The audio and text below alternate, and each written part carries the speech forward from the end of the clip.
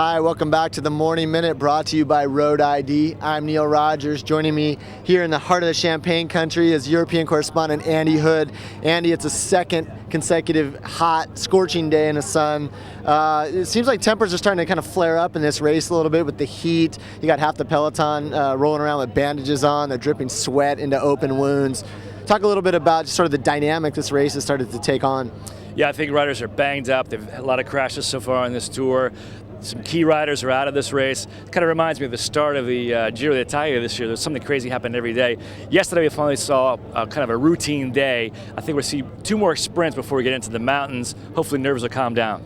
Yeah, it's interesting. Obviously, people read about the fight between Jakob Fuglsang and Robbie Hunter on the cobblestones. They may not have heard that yesterday after the sprint, Mark Cavendish, we weren't there, but heard through the grapevine in the press room that he first threw down his bike, then threw his helmet. What's going on with Cavendish? There's been 2 field sprints. He wasn't there for either of them. We saw him kind of crash out on the first one. But what are you hearing about Cavendish's form at this race? I think 2 key factors. One, his train isn't as strong as last year. He's missing a few key riders. Adam Hansen's crashed out already. And Cav just doesn't have the kick that he did last year. He had some health problems early on. He hasn't been able to get his confidence back either, which is very important for Cavendish.